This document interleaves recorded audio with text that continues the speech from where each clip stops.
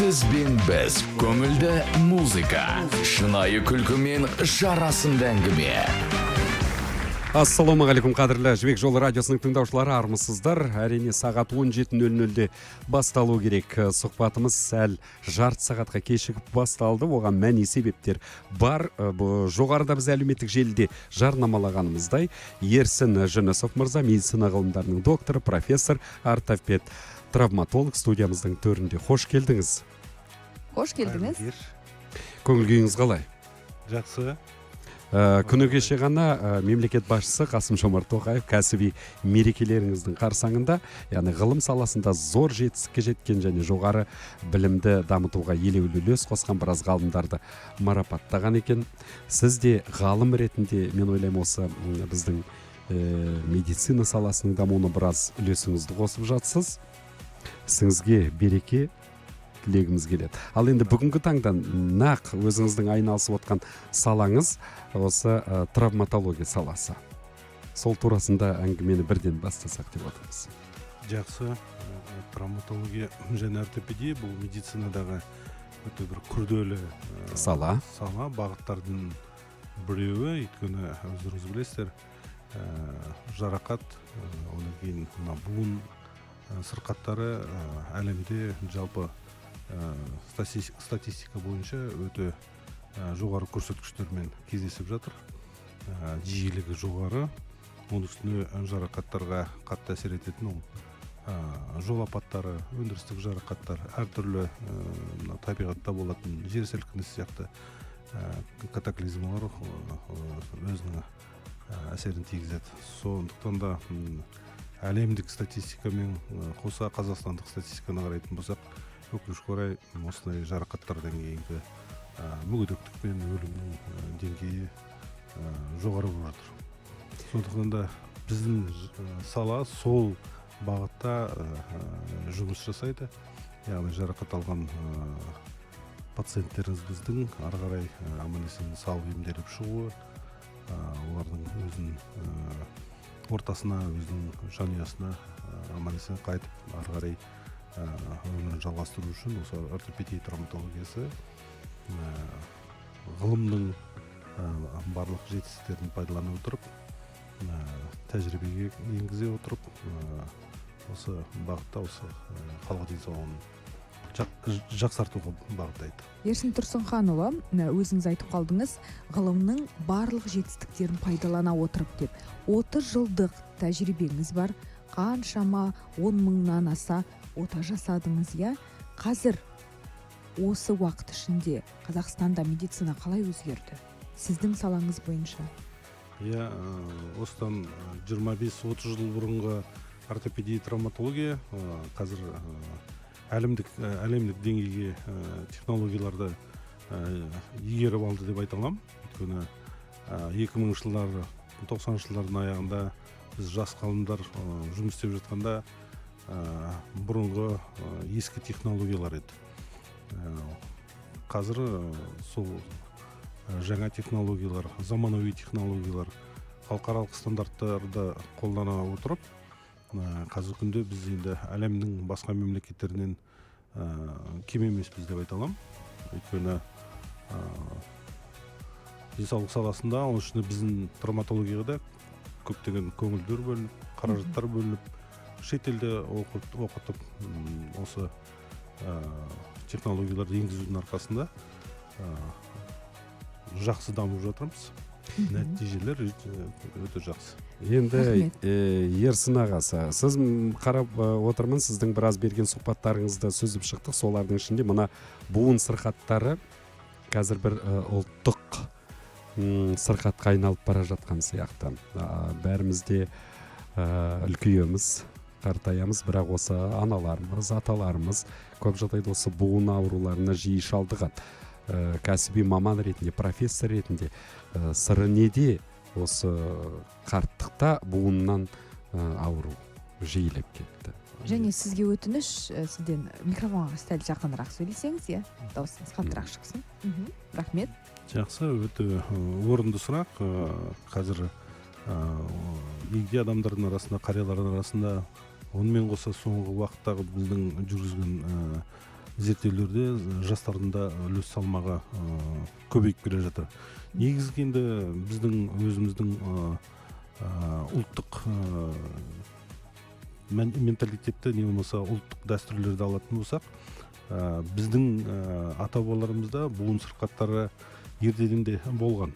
Өйткені әртүрлі, әсіресе мынау климаттық жағдайлар, содан кейін ол замандағы ауыр тұрмыстың салдары, сонымен қоса экологияның да салдары, жалпы буын аурулары бұл көп факторлы болып келеді.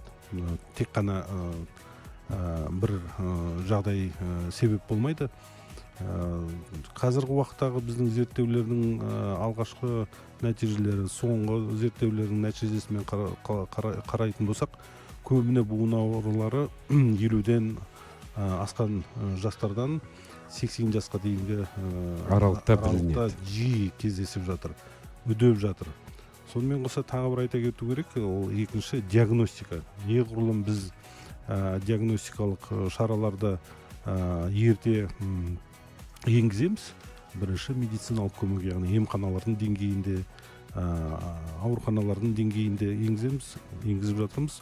Сол нәтижесінде жаңағы осы буын сырқаттары бар кісілердің үлес салмағын көбірек анықтаймыз. Яғни бізде айтады, ол алғашқы профилактикалық шаралар дейді. Сол профилактикалық шараның ішінде диагностика жатыр. Сол пациенттерден компьютерлік томографтар шығып жатыр қазір, ядерный магниттік резонанстық томографтар шығып жатыр. Осыдан 20-30 жыл бұрын ол аппараттар болған жоқ, мысалы, болса да аз болды. Қазір аудан облыстардың бәрінде бар. Буыным сырқат деп келген кісіні бірден сондай жаңа аппараттарға салған кезде ерте анықтайды. Сондықтан да ол да ерте анықтау факторы да жаңағы үлес салмағын көбейтіп жатқан. Ал енді буын ауруына алып баратын факторлер негізгі ол тамақтануымыз ба, аз қозғалуымыз ба? Енді мен де әжемнің баласымын. Мысалы, бізді әжелеріміз арқасына салып өсірді. Сонда тұрып көтерілуі, отыруы бір жеңіл көрінетін. Қазір қарап отырсақ, осы жілік майының азаюы ма, мынау чашка дейміз, тізен, сол тізедегі сол сүйектің жаңағы қақпағын алу, соны темірмен алмастыру оталары өте көп жасалынуда қазіргі жағдайда. Енді бұрынғы уақыттағы тамақтанудың неменесімен, дәстүрімен қазіргі тамақтанудың дәстүрін салыстыруға келмейді. Бұрынғы біздің ертеректегі аталарымыздың, әжелеріміздің замандағы тамақтану қазіргі қарағанда көп таза болды. Яғни көбіне жаңағы минералды тамақтар, мысалы сүт тамақтары, мысалы құрт дейді, ірімшік дейді. Ол керісінше буынға өте қажетті минералдар, кальций, фосфор, басқа да минералдың түрлері. Қазіргі кездегі өкінішке орай жаңағы жартылай дайындалған полуфабрикаттар, немесе оның құрамындағы зиянды құрамындағы майлар, немесе минералдардың жетіспеушілігі. Оны қазір қолға алып, тамақтану институты, немесе сонымен айналысатын біздің ғалымдар айтып жатыр. Екіншісі жаңа өте орынды айтып жатырсыз, аз қозғалу. Бұрынғы кезде көбіне қимыл, қозғалыс міндетті түрде спортпен айналысу емес, тұрмыс тіршілікпен байланысты көп болатын. Қазір офисте де болсын, үйіңізде де болсын, гиподинамия ол не отырамыз, не жатамыз. Сондықтан да мен өзім мысал ретінде жиі айтам, неге ақш-та немесе Қытайда өзінің денсаулығын, өзінің буын сақтаймын деген кісі таңғы 6-да 5-те тұрып стадионға барып жүгіреді. Яғни әлеуметтік спорт, әлеуметтік дене шынықтыру өте жақсы әсер етеді. Сондықтан да қазақта да жақсы мақал бар. Ауырып еміздегенше ауырмаудың жолын ізде дейді. Және қазір фитнес залдарда әдемі жазбаларды көреміз. Егер сіз өз денсаулығыңызға, спортқа уақыт таппасаңыз, ауруға міндетті түрде уақыт табылады деген. Орынды шығар, ол да, дұрыс айтасыз. Фитнес ол міндетті түрде керек. Қазіргі жастардың арасында, үлкен кісілердің арасында да фитнесте қолданған өте дұрыс. Ерсін Тұрсынханұлы, енді сіз дәрігер ретінде жаңағы науқасқа көмектесесіз, емдейсіз, үйіне жібересіз. Әрі қарай оның күтімі адамның денсаулығының қалпына келуіне не болмаса жақсы болуына көбірек байланысты деген ойларды жиі естиміз. Осы тұрғысында айтыңызшы. Мысалы, көбіне адамдар, науқастар тек дәрігерге көп жауапкершілікті артатын сияқты да, өзінің мойнынан жауапкершілікті алып тастайды. Яғни дәрігер мені емдеді, болды, әрі қарай үйіне барғаннан кейінгі 1 ай, 2 ай немесе күтім керек, бәрін дәрігер жазып береді ғой. Бірінші не істеу керек, екінші не істеу керек, не істемеу керек. Соның бәрін ұстанудың қандай маңызы бар? Бұнда мынандай бір ерекшелік бар. Қаншалықты пациент бізге емделуге уақытылы келді. Бізде өкінішке орай 60-70% келетін пациенттер өте кеш келеді. Созып жүреді мысалға. Жұмыстан шығалмадым, басқа да. Неғұрлым кеш келеді, соғұрлым ары қарай оңалту шаралары да, реабилитация да ұзақ жүреді. Сондықтан да қазіргі дүниежүзілігі біздің стандарттар бойынша ортопед травматологтар тек қана жаңағыдай біз емдеу технологияларын емес, сонымен қоса реабилитациялық технологияларды да өзіміздің жұмысымызда кіргізуіміз керек. Мысалға, бір мысал айтайын. Бізде айтады, егер сіз пациентке ота жасасаңыз, отадан кейін екінші күні пациент қолын не аяғын ерте қимылға келтіретіндей жасауыңыз керек. Бұрын айтатын, ота жасағаннан кейін қозғалтпа, керісінше гипс салып қой, гипс салып, 40-та болса 40 күн, 30-да болса 30 күн деген сияқты. 3 ай, 4 айдан кейін оңалтуға барсын дейді. Қазіргі ортопедия травматологияның концепцияларында айтады, жоқ, сіздің қолданған емдеу технологияңыз ерте функционалды болу керек дейді. Бұл сол функционалды технологияларды кіргізу үшін жабық, дәл жасалынатын оталарды немесе консервативті емдеу әдістерін қолдану керек. Ол әлемдік технологиялар. Біз трансфер жасауымыз керек, яғни ол технологияларды ақш-тан, Германиядан, Израильден әкеп өзімізге енгізуіміз керек. Не біз сол технологияларды өзіміз жасауымыз керек. Сондықтан да жаңағы деп осы тақырыпты бастағанда өте орынды сұрақ қойдыңыздар. Қолданбалы ғылым дейді, ортопедия травматологияны алдыға жылжытатын, оның ішінде Қазақстанды алдыға жылжытатын ол ғылым. Ғылым бар жерде технология алдыға жылжиды. Сіздің сұрағыңызға сол жауабым, реабилитация ол жаңағы біздің қолданған емнің пациенттің уақытылы келгенінің жақсы нәтижесін көрсеткіші болады. Неғұрлым пациент кеш келеді, неғұрлым біз ол кісіге келген пациентке ескі технологиялар не болмаса ерте реабилитация жасай алмайтын технологияларды қолдансақ, оның соңында біздегі бар критерий бар, өмір сүруінің сапасы деген. Сол төмен болады. Яғни сондықтан да пациент айтады, мені емдеді, бірақ нәтиже жоқ, менің қол аяғымда функциясы қалпына келген жоқ дейді. Енді менде бір сауал болады, өзіңіз осы профессор ретінде, ғалым ретінде жаңа қаншама адамға ота жасадыңыз. Енді мысалы сүйек пластикасы болсын, кез келген сіздің отаңызға керекті жарақты материалдар бар. Қайдан аламыз? Және әлемнің озық травматологиялық орталықтарына барып кәсіби білім алмасып жүрсіз өзіңіз. Қай мемлекетте көбірек мүмкіндік бар? Егер мысалы бізде жасалынбайтын оталар, жасай алмайтын сіздер оталар болатын шығар. Сондықтан қай мемлекетті атар едіңіз және материалдарды қай жақтан аласыздар? Және материалдар шетелден келгендіктен де көп оталар қымбат болады бағасы, мысалы өзіңізден отандық дүниелер шықпағаннан кейін. Мен осы тақауда ғана Американың ортопед травматологтардың конгрессінде болдым, бір апта Жаңа Орлеанда болды. 25 мың бүкіл дүниежүзінен дәрігерлер келдік. Сол жердегі ең озық технологияларды 7 күннің ішінде біз көрдіңіздер, талқыладық, талдадық. Арнайы немене болды, көрме болды, бүкіл дүние жүзіндегі ең соңғы технологияларды көрсетті. Сол жерде байқай көрініп тұр енді. ең ортопедия травматология саласындағы моданы диктовать ететін, яғни көрсететін мемлекеттер ол ақш қазіргі уақытта, Европада Германия, енді Азияда қазір оңтүстік Корея, Жапония диагностикамен өте мықты. И тағы бір қарқынды өзінің үлесін көрсетіп келе жатқан Қытай биотехнологиялармен қатты дамып келе жатыр, көрсетіп келе жатыр. Сондықтан да мен өзім шәкірттеріме, докторанттарға лекция оқыған кезде айтамын, біз осы мемлекеттердің ортасында тұрмыз. Яғни Бразилия, Россия, Индия, Китай деген брик деген ұйымдар бар.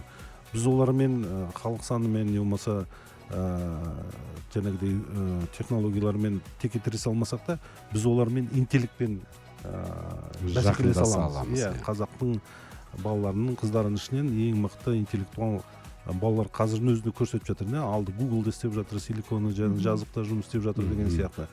Сондықтан да біз жаңағы цифрлы технологияларды, жасанды интеллектіні медицинада, оның үшін біздің травматология ортопедияда кеңінен қолдансақ, оны жастарға, студенттер кезінде университеттерде, ғылыми орталықтарда оқыта білсек, онда біз сол мемлекеттермен интеллектуалды деңгейде бәсекелестікке төтеп тұра аламыз.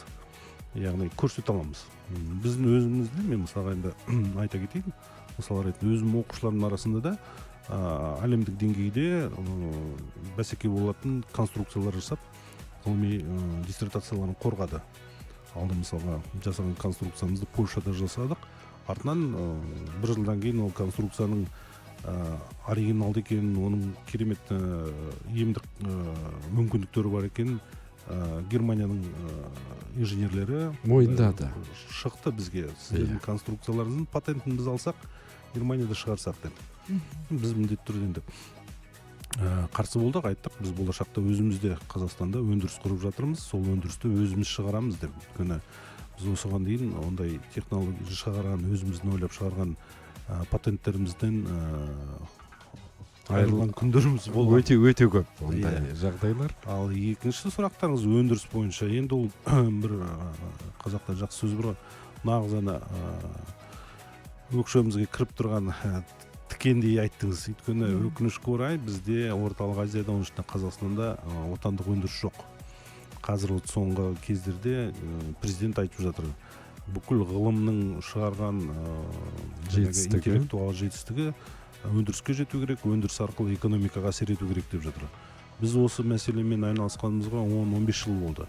Алғаш 2012-15 жылдар мен бұл мәселені денсаулық сақтау министрлігінің алдында көтеріп, премьер-министрдің алдына дейін сол уақыттарда барып негіздегенбіз, бізге керек деп.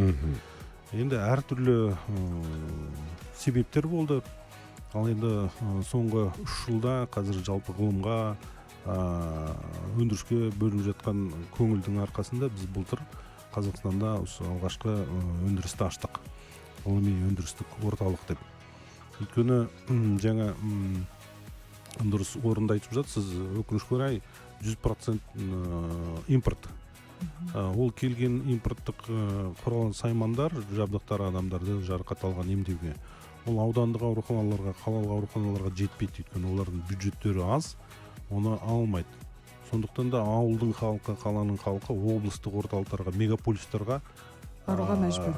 Ауыстырып жатыр. Не санавиациямен, не біз айтамыз, бұл енді қаншалықты созыла береді. Біз отандық өндіріс жасайық, сапаны түсірмей, арзан жасайық та, аудандық ауруханада да жасалсын. Өйткені ақшта да, Германияда да, қай жерге барсаңыз да, технологиялар бәр жерде бірдей. Ол Астанада болсын, яғни сол мемлекеттің мегаполис, шағын қала деп бөлінбейді. Жоқ, ол жерде дайындалған дәрігерлер, жаңағы құрал жабдық бар болса, қай аймақты жерде жасалып жатыр, сол жерден төмен жасалмайды. Өте сирек пациентті бір больницадан бір больницаға, бір ауданнан екінші облысқа деген ауыстыру аз. Біз соған қарай жүрміз керек. Енді бір жағынан бізді ол жағынан сынаптап жатады, қашан біз оған жетеміз, біз медициналық көмектің сапасы қолжетімді қашан жетеді. Енді біз қанша 35 жыл егемендік алған мемлекетпіз.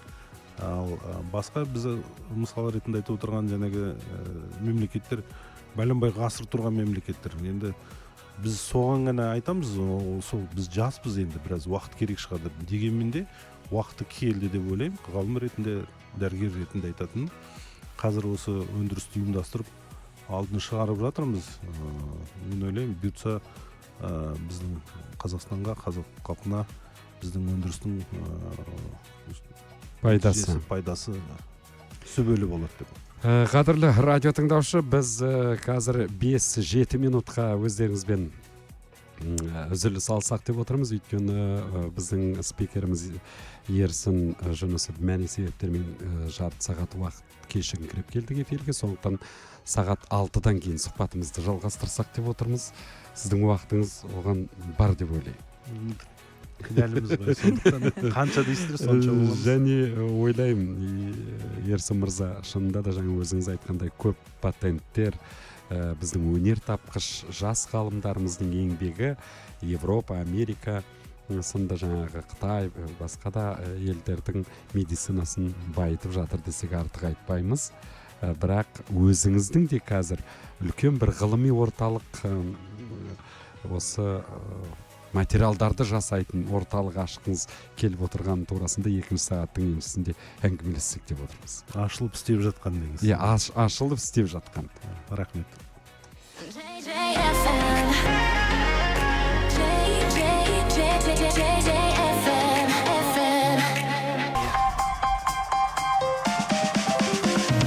Сіз бен біз көңілді музыка, шынайы күлкі мен жарасымды әңгіме. Әр сағаттың басында амандықтарыңыз тілеуші Дилбар Ерсайынқызы және Жаслан Жүрсінұлы. Ерсін Тұрсынханұлы студиямыздың төрінде. Алдыңғы сағаттың еншісіндегі әңгімемізді одан әрі жалғастырайық. Дәрігер, ортопед, профессор. Бүгінгі таңда Ерсін Тұрсынханұлы, бас қаламыз Астанадан өзіңіз зауыт ашып, онда қажетті құрылғыларды шығарып жатырмын дедіңіз.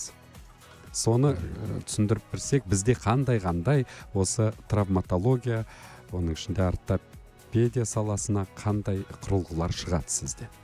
Біз қазір өндірісте ең қажетті 6 өнімді шығарып жатырмыз. Біріншісі ол жаңағы операция кезінде қолданатын арнайы әмбебап тартқыш дейді. Ол бүкіл ауруханаларда, хирургия, травматологиясы бар ауруханаларда болу керек қажетті зат. Өкінішке орай тек қана шет елден келеді, сондықтан да біз отандық өндірісті ұйымдастырдық, шығарып жатырмыз. Алды емдеу алып, өздерінің тәжірибесінде айтып жатыр. Онан кейін шығарып жатқанымыз, естулеріңіз бар шығар, атақты аппарат Елизарова дейді. Ашық сынықтар, іріңді жарақаттар кезінде қолданылатын, не болмаса туа пайда болған, жүре пайда болған деформацияны. Соның өзіміздің қазақстандық прототипін шығардық. Соны шығарып жатырмыз. Керемет. Алды ғылыми орталықта қолданып, алғашқы операциялар жасап жатырмыз. Қазіргі алып жатқан жаңағы нәтижелеріміз жақсы. Өйткені біз ондай өнімдерді Қазақстанда шығарғанмен техникалық сынақты біз шетелде өткіземіз. Себеп? Өйткені ол медицинада адам денсаулығына пайдаланатын болғаннан кейін, ол жерде жаңағы техникалық сынақтардың деңгейі өте жоғары болу керек. Тәуелсіз лабораториялар тексеру керек. Біз Қытайға, Ресейге жіберіп жатырмыз, Еуропаға жіберіп жатырмыз. Бағасын аласыздар сосын. Содан кейін олар тексеріп, бізге сынақтың нәтижесін көрсетеді. Сіздер шығарған өнім сапасы медицинаға, яғни емханаларға, ауруханаларға жіберуге болады, не болмаса мыналарыңыз болмайды деп.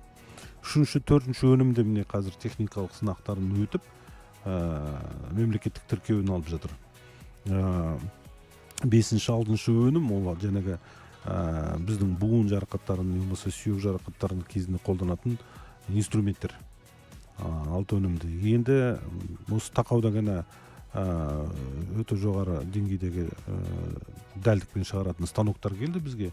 Тайваньнан, Қытайдан, жапондық станоктар. Онымен енді ары қарай адам денесіне салынатын, сүйекке бұрайтын арнайы біздің винттер бар. Пластиналар бар, сүйектің үстіне қоятын, сүйектің ішіне салынатын стержендер бар. Соған қарай өтіп бара жатырмыз. Енді ол жоғары технологиялық процесстер. өндірісіміз жұмыс істеп жатыр енді. Енді қалай айтайық, сәтін салса шетел аспай-ақ өзімізде оталар жасауға болады. Неге халықтың осы ойында қалыптасып қалған біздің осындай травматологиялық болсын басқа да оталарға сенімсіздік дейміз бе кішкене, немесе сол шетелдіктерді неге мақтай жөнеліп, неге сол жаққа ұша жөнелеміз? Осыған жауап іздедіңіз бе? Жауап іздедік, енді оны жолдастарымызда, туыстарымызда сұрайды ғой. Не себептен, мысалға біздің шекаралас облыстардағы пациенттер басқа Өзбекстанға, Қырғызстанға кетеді, не болмаса Ресейге, ары қарай Түркияға, не болмаса оңтүстік Кореяға. Мен ойымша, енді өзім эксперт ретінде, ғалым ретінде өз ойымды бірнеше рет айтқам, ресми де айтқам, ол қолжетімділіктің төмендігі. Яғни пациенттерге жаңа жоғары технологиялық, не болмаса арнайы емдеуді біз неғұрлым қолжетімді жасаймыз, соғұрлым біздің өзіміздің отандастар өзіміздің елде емделеді. Яғни сіз 1 жыл, 1,5 жыл кезекте тұрасың, саған уақыт келгенде бірақ хабарласамыз десе, ол тосып отырмайды. Оның туған туысы бар, балалары бар, басқа таныстары бар, басқа жаққа кетеді. Екінші, сенімсіздік туғызып жатқаны, ол енді жоқ емес, ондай мәселе бар. Ол біздің көрсетіп жатқан емдеу сапамыз. Яғни дәрігер неғұрлым білікті болады, соғұрлым сапа жоғары болады. Дәрігер қайдан білікті болады? Дәрігер бірінші дайындалып жатқан жоғары оқу орнындағы дайындық, яғни университетте, медициналық университеттерге дайындау деңгейі жоғары болса, халықаралық стандарттармен жұмыс істеп жатса, ол жердегі профессорлық оқушылық құрамының деңгейі жоғары болса, яғни ол ғылыммен айналысатын, ол мықты практик врач болса, дәрігер болса, сонымен қоса жаңағы педагог болса, дәрігер, болашақ дәрігерлер дайындалатын. Онда жоғары деңгейдегі дәрігерлер шығады. Ол өзінен өзі халықпен жұмыс істейді, ол сапаға әсер етеді. Яғни медициналық университеттерде, ғылыми орталықтарда өзінің клиникалық базалар болу керек. Өкінішке орай, біздегі университеттерде қазір толыққанды өзінің клиникалық базалары жоқ. Сондықтан ол мәселені айтып жүрміз. Біз егер сапаны жоғарылатамыз десек, біз университеттерге сапаға қарауымыз керек. Халықаралық стандарттармен, неге Стэнфорд, неге Кембридж, не болмаса неге Мэйо клиникалардағы дәрігерлердің дайындық сапасы жоғары. Өйткені ол жерде тәжірибе жасалды. Талап жоғары. База мықты. Екінші база мықты. Үшінші шыққан жаңағы дәрігердің деңгейі өте жоғары деңгейде шыққаннан кейін оған жоғары деңгейдегі жалақы төленеді. Енді қараңыз, Ерсін мырза, сіз тіптен өзіңіздің тегін қалай қабылдау күндерін өткізеді екенсіз науқастарды. Қазір де өтіп жатыр ма? Өтіп жатыр. Қай күндер? Біз айына 2 рет ашық есік күн өткіземіз. Ғылыми орталықтың өзінде өтеді. Сонымен қоса біз өңірлерде өзіміз барып аралаймыз. Алыс ауылды мекендерге. Енді бір жағы біздің ғылыми орталықта алғаш 21 жыл ашылған кезде стратегиясында солай жазылған.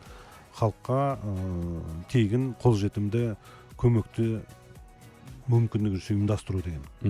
Екіншіден, енді жасыратын жоқ, мен де өзім ауылды жерде туып өскен баламын.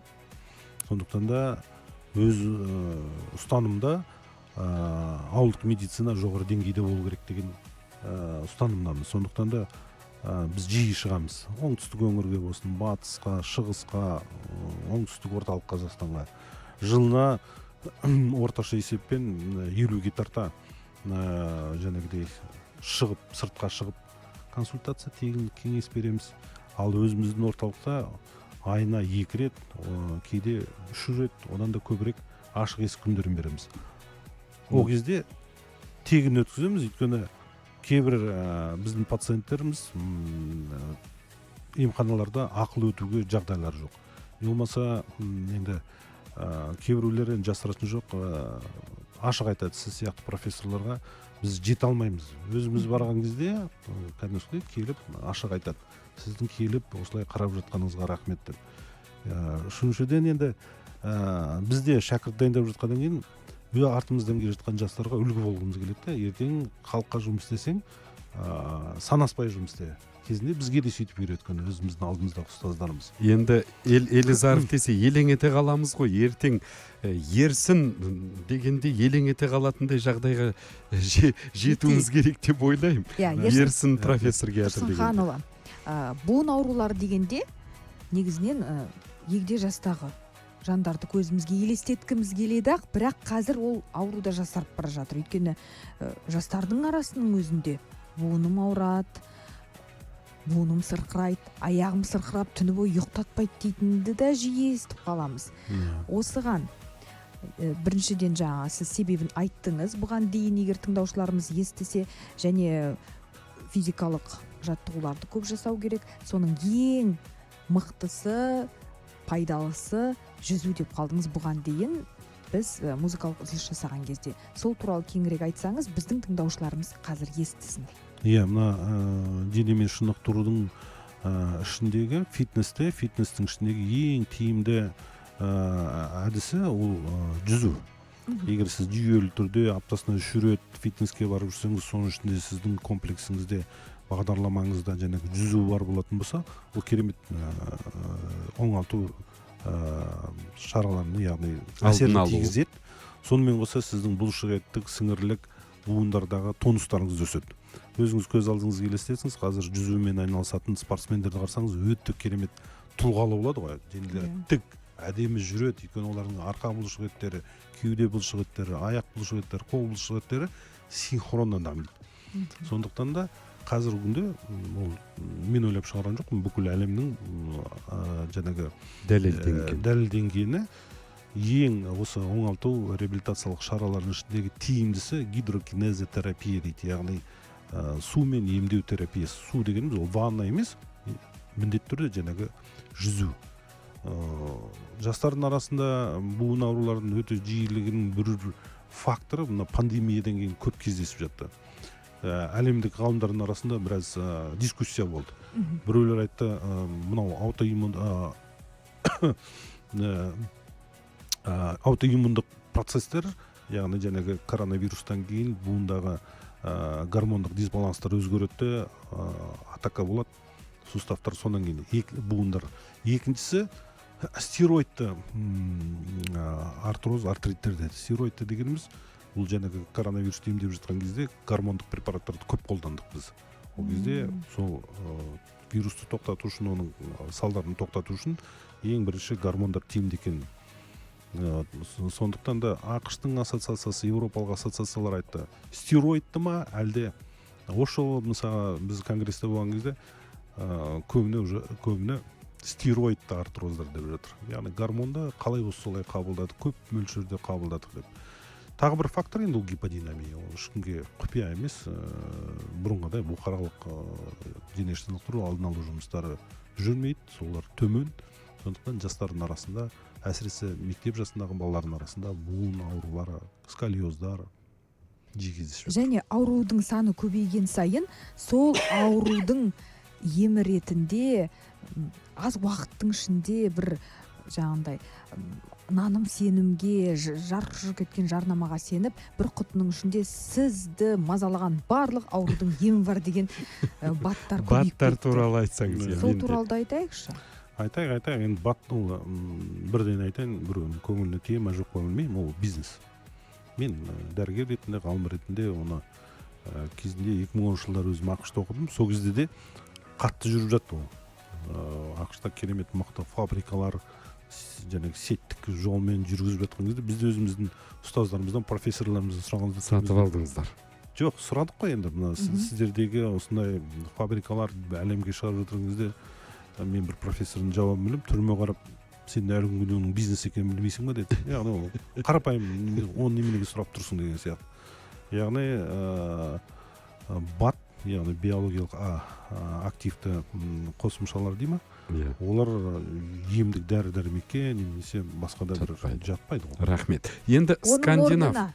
Қазір осы сұрақты аяғына дейін жеткізейік енді. Оның орнына осы сіз айтып кеткен пандемия кезінде көп дәрігерлер, яғни сіздің ДНК-ңызда бар ата-бабаңыз қолданған тамақты, тағамды тұтынсаңыздар, сол әлде қайда сіздің денсаулығыңызға пайдалы деп. Осы жайында айтайықшы. Енді бат ішпейік? Не ішеміз, тағамды орнын немен қолданамыз, немен алмастырамыз? алмастырамыз? жалпы тамақтану саласындағы ғалымдардың айтқанын тыңдасақ, әсіресе өзіміздің қазақстандық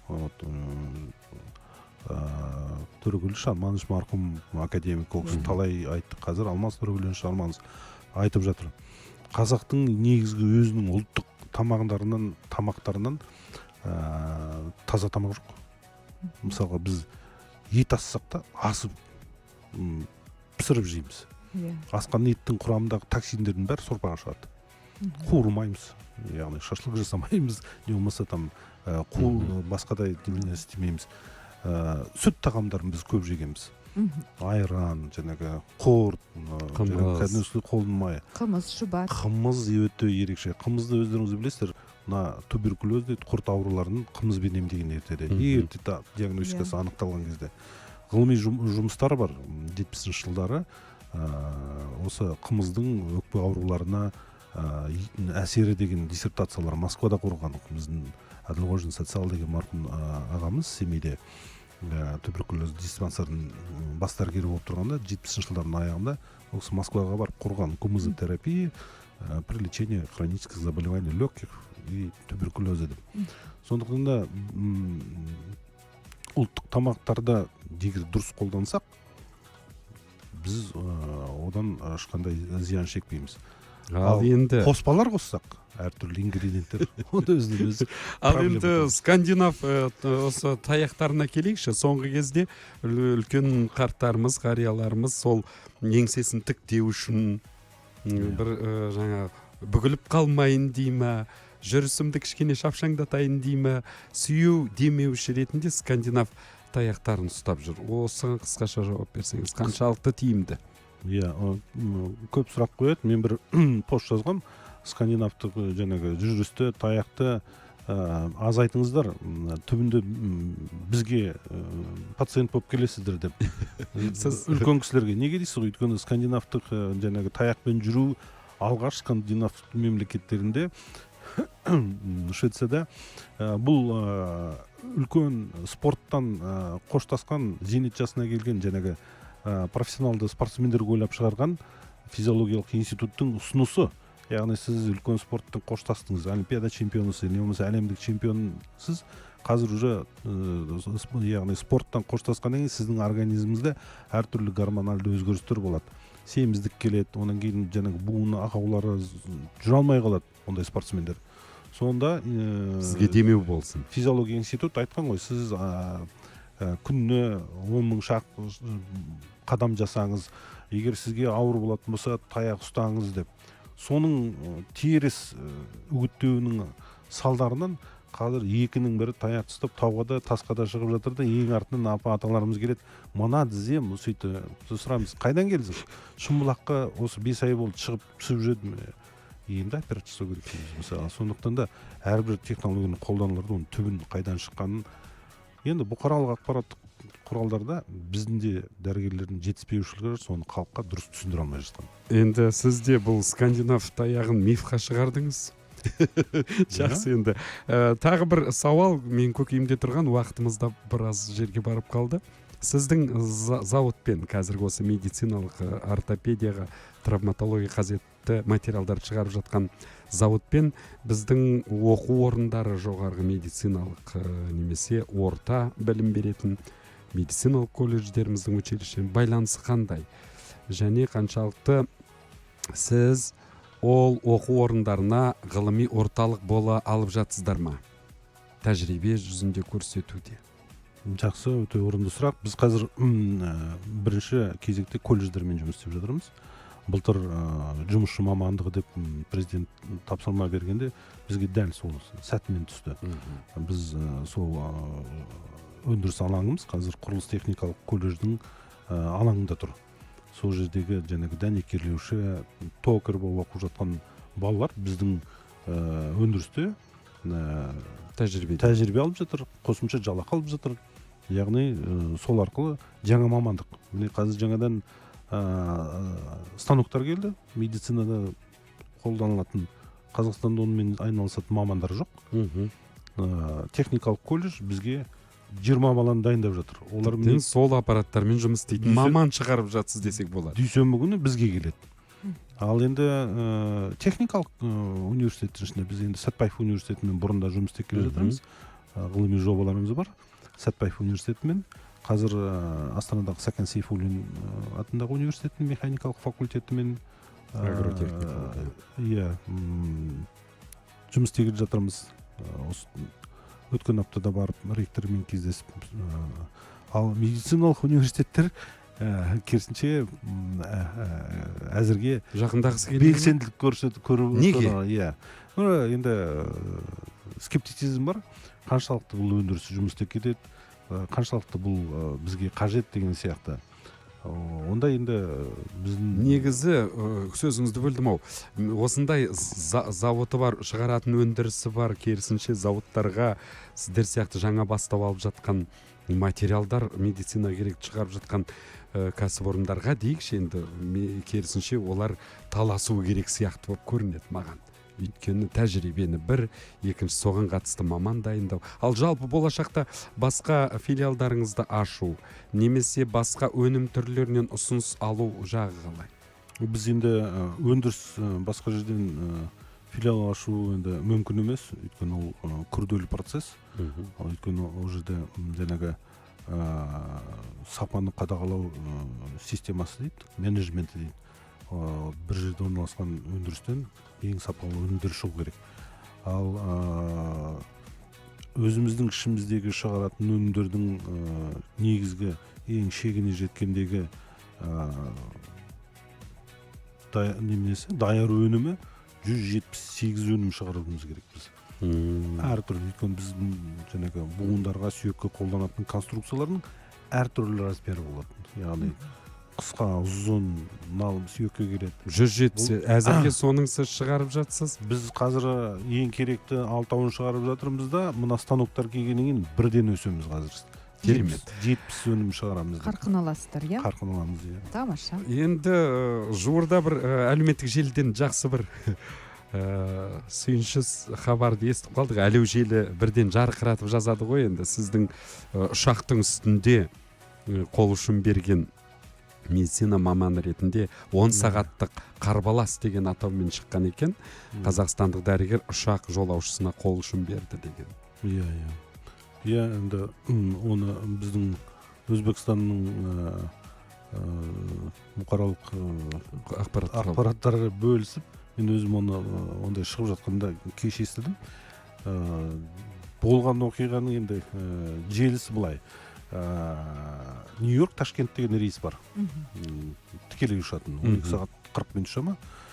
Мен жаңағы Американың конгрессінен Сент-Луис университеті бар. Кезінде өзім сонда оқығам. Соның жаңа госпиталь салды деп сонда 2 күн болдым. Арасында стыковка бар. Рейске келіп отырдым Нью-Йорктан. Қайтарда енді шаршап келе жатқанымды білдім де, алдын ала сол бизнес классқа барлық мүмкіндікті салып бизнес классқа алғам. Кіргенде одан кейін Wi-Fi-ды қосып алдым. Енді бәрі артынан қазір сараптап отырсаң, как әдейі, сәтін салған сияқты. Wi-Fi-ды қосып алдым да, жаңағыдай берген жаңағы астарын ішіп, жатып демалып болайын деп, таңғы сағат 4-те бір рейстен екінші рейске. 2,5-3 сағат ұшқаннан кейін жаңағы бортта немене берді, жарнама. Құрметті жаңағы жолаушылар, сіздердің араларыңызда дәрігер болса айтуларыңызды сұраймын деп. Орысша, ағылшынша, өзбек тілінде. Содан кейін супервайзер өтіп бара жатыр екен, стюардесса тоқтаттым, айттым, мен дәрігерім қандай көмек керек деп, эконом классқа бірден өтейікші деп. Өйткені байқаймын, жүгіре бастады бәрі. Содан кейін жақсы деп эконом классқа өтсім, өзбектің бір жасөспірім бала отыр ғой, артынан есін жиғаннан кейін асықпай отырып сөйлескенде анықтадық. 19 жаста екен. Құлап жатыр. Және креслодан салақтап. Содан кейін стюард жүгіріп жүр. Қасындағы кісілер у-шу болып жатыр. Содан кейін мен келіп, мен дәрігермін, мына кісі дәрігер екен деп бәрі. Содан кейін тексере бастадым. Стюард ұшақтағы неменен аптечканы ашты, фондоскоппен. Тонометр ручной қолмен істейтін, сонымен давлениесін, қысымын өлшеп, давлениесі жоғары 150-де 120 болды, одан 160 болды, көтеріліп барады.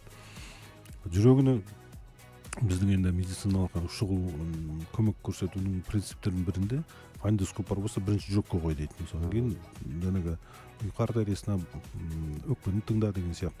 Жүрекке қойып қойсам, жүрек дук-дук-дук деп соғады, ары қарай тоқтап қалады. Бір 5-10 секундтай тұрады, қайтадан соғады. Бір кезде қатты деп соғып кетеді. Содан кейін ана стюардтан сұрадым, электронды тонометр жоқ па дедім. Бір шет жақта тұрған бір пассажир айтты, осы менде бар, білезікке қоятын деп. Содан кейін соның білезікке қоятынын қойып қойсақ, пульс 140-150. Ондайда 140-150-ге пульс барғанда жүрегің шығып кететіндей соғады. Содан кейін не бар дегенім, ана аптекадан ұсақ түйек дәрілер, жүрекке әсер ететін дәрілер емес.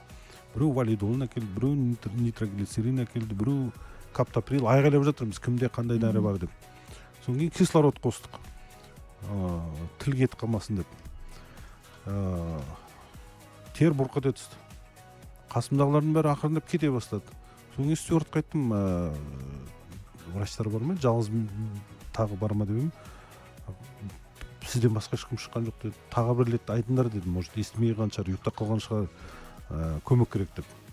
Мұндай рейстерде әдетте сөйтіп шақырған кезде бірнеше дәрігер жиналып қаламыз, бірнеше медбике жиналып қаламыз, басымыздан бұрынғыда өткен ғой енді. Ешкім жоқ, екінші рет айтты. Сол стюардтан сұрадым, қанша кісі ішіп көресіз? 246 деуге, 246 адамның ішіне жалғыз дәрігер болуы мүмкін емес қой деп. Содан кейін ол одан сайын қорқытты мені. Біз 2,5-3 сағатсыз қонатын аэропортымыз жоқ. Мына кісі тірі бола ма, өліп қала ма деген сияқты. Өйткені азаматтық авиацияның тәртіптері бойынша капитан сұрап жатыр деді. Енді бортта мәйіт болса, бірінші аэропортқа қону керек па, бір тәртіптері бар. Мен келгеннен кейін жаңағы бастадық, кислород беріп жатырмыз, тілін шығарып астына жаңағы нитроглицерин салдық, қайта-қайта өлшейміз, давлениесі. Сөйтіп тұрған кезде есіме түсті, менде Wi-Fi бар екен. Сосын Wi-Fi'ді қосып, Аян Сүлейменович Абдрахманов деген кардиоритмолог бар, атақты профессор, осында Астанада істейді. Біз бала кезге курстасы достарымыз. Чатқа жаздым, біздің достар деген чатымыз бар. Аян осындай жағдай болып жатыр деп. Енді Астанада ол кезде түнгі сағат 3-те. Ояу. Біраздан кейін жазды, артынан постфактум сұрасам айтады, әйелі бар қояды, сен ерсін іздеп жатыр деп. Не болды дейді. Соны айттым, осындай жүрегі біресе соғады, біресе соқпайды, пульс 140-150 деп. Содан кейін ол дәрілерді жазды. Мен айттым, самолетте жоқ ондай дәрілерді. Өздерін. Содан кейін бір-екі приемды айтты. Жаңағы терең демалды. Неменесіне есін жинаған жоқ. Кислородты біраз қосқаннан кейін 40-45 минуттан кейін уже басын шайқалақтады. Оғанға дейін көріп тұрмын, біраз тыныс пайда болды. Ана жүрек дүңк-дүңк деп тоқтап қалған кезде есінен танып қалады. Миға оттегі жетпей қалады. Содан кейін Аян айтқан прием жасадым. Есін жиған кезде тағы бір проблема, мен орысша сөйлеймін, ол өзбекше сөйлейді, орысшаны білмейді. Артында отырған бір ақсақал, аудармашы. Сол кезде барып біраз есін жиды, енді уақытты емес деген жоқпыз, бекіткен жоқпыз. Соны айттым, мына кісіге, жаңағы ақсақалға мынаған аударып айтыңызшы, тынысын ұстай ала ма деп. Анау айтып еді, бір 5-10 секунд ұстаса, пульсы реттеледі. Түседі, 120-ға дейін түседі, 130-ға дейін түседі. Одан кейін қайта көтеріледі. Кислород жақсы көмектесті. Одан кейін бір-екі пациенттің жарты таблетка изоптин таптық, соның тілдің астына салып, 4,5 сағат деген кезде әйтеуір есті жидық қой, біраз аман алып қалдыңыз. Одан кейін кеп тағы бір стюард сұрады, не істейміз енді болды де, мен Ташкентке дейін жетеміз, бірдеңе деп. Диагнозын өзіңіз қойдыңыз. 9 сағат 20 минут. Сіз травматолог ретінде жалпы медицинаны оқыдыңыз ғой, әйтеуір алғашқы көмекті оқыдыңыз ғой. Бірақ травматолог ретінде жүрекпен айналысу қалай болды? Оңай болмады ау деймін шамасы. Жоқ, мына ұлттық холдингта істеп жүрген кезде 2010 жылдары біз Қазақстанда алғаш болып мына жедел жәрдем технологиялар деген концепцияларды кіргізе бастадық. Онан кейін Семейде, кейін мен медуниверситетте ректор болып отырған кезде біз алғаш рет резидентура аштық. Emergency доктор деген, қабылдау бөлімінің дәрігері деген. Сол кездегі концепцияларды кірген кезде BLS дейді, Basic Life Support дейді. сондай немене тренировкаларды өткенбіз. есте қалды. Иә, одан кейін 246 пассажир ішінде жалғыз қалғаннан кейін жан керек. Түгел аян көмектесті. Иә, Ерсін Тұрсынханұлы, негізі жолға түрлі адамдар шығады. Жас ерекшелігі бойынша да, денсаулықтары бойынша да. Біздің пойыздарда, ұшақтарда ең қажетті қандай дәрілер болу керек, соның бәрін кім реттейді негізі? Өйткені кей кезде тіпті темір жолдың үстінде де түрлі жағдайлар болады, пойыздарда да ең басты қажетті дәрілер аптечкаларда болмайды. Иә, енді кейіннен мен маған да осындай сұрақ қойды. Мен айттым, мен оған жауап бере алмаймын. Жалпы негізі стандарттар болу керек. Ол стандарттарды енді мысалға ұшақтар болатын болса, авиалинияларда азаматтық авиацияның өзгеше стандарттары бойынша олар сақтау керек. Сол жерде біздің денсаулық сақтау саласы да өзіміздің рекомендацияларымызды беруіміз керек. Мысалға мынандай рейстерде мынандай болу керек деп. Одан кейін жаңағы кіретін пациенттердің денсаулығына да көңіл аудару керек. Жаңағы жағдайда мысалы артынан естідік, бұл бала грин картамен ақшта тұрады, емдеуге сақтандыруы жоқ, Өзбекстанға емделуге жатыр. Бала кезінен бастап жүрегінің немесі бар, ақауы бар. Қасымда тұрған кісілер айтады, бұл кірген бетте өзі шайқалақтап әзер кірген дейді, есінен таңқала жаздап деп. Сонда самолетқа отыратын кезде де меніңше контроль болу керек, бақылау болу керек. Ал енді әрбір рейске бір дәрігер отырғызып қою дегеніміз ол мүмкін емес. Иә, мүмкін емес қой. Ал енді уақытымыз да тәмамдалып келе жатыр. Қадірлі Ерсін мырза, өзіңіз профессор ретінде, травматолог, ортопед маман ретінде және бүгінгі таңда тек қана дәрігер емес, сол өндіріс жағына қарай ауысқан кәдімгідей медициналық құрал жабдықтар шығарумен айналысудың басында тұрған маман ретінде, ата-аналарымыз қартаяды, біз де қартаямыз, үлкейеміз. Әрине ол кісілер жүре алмай қалса арқалап бағармыз бірдеңе қылып. Ал енді соған жеткізбес үшін әдемі бір 3 тәсілді айтыңызшы. Жүре алмай қалмас үшін, ертең сүйекпен ауырмас үшін не істеуіміз керек? Соның бір 3 кішкене тәсілін лайфхак ретінде айтайық енді. Айтайық. Ол енді бүкіл әлемге белгілі. Бірінші дұрыс тамақтану. Екінші фитнес. Қайтадан айтып жіберсеңіз, Біріншісі дұрыс тамақтану. Қазір бәрі айтып жатыр ғой, дұрыс тамақтану деп. Екінші фитнес, яғни адам өмір бойы дене шынықтырумен айналысу керек.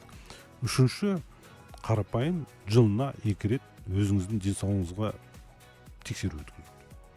Тамаша. Скрининг или Иә, осы монитор. скринингке қайта мазалай берді, шақыра берді деп қашып жүрген жандар өте көп. Және қымбатты тыңдаушы, сол жандардың қатарынан болсаңыз, қашпаңыз. Уақытында ертерек диагностикадан өтіп, егер кейбір денсаулығыңыздың сыр берген тұстарын ерте анықтасаңыз, емделуіңізге де, кейін денсаулығыңызды қалпына келтіруге де бұл көп жақсы оң әсерін береді. Қадірлі тыңдаушы, сізбен біз хабарының төрінде дәрігер, ортопед, профессор Ерсін Жүнісов мырза болды. Өзіңізді осы сіздердің кәсіби мерекелеріңіз мамыр айында келеді ау деймін. Біздің дәрігер медицина қызметкерлер күні. Иә. Сондықтан сол мереке қарсаңында әлі де өзіңізбен жүздесерміз, айтарыңыз көп. Халықтың денсаулығына алаң білдірген мына үлкен кәсібіңізге, жұмысыңызға береке тілейміз. Елдің саулығына еңбегіңіз еселене берсін дегіміз келеді. Рахмет сізге. Рахмет көп. Өздеріңізге де шығармашылық табыс тілейміз. Рахмет.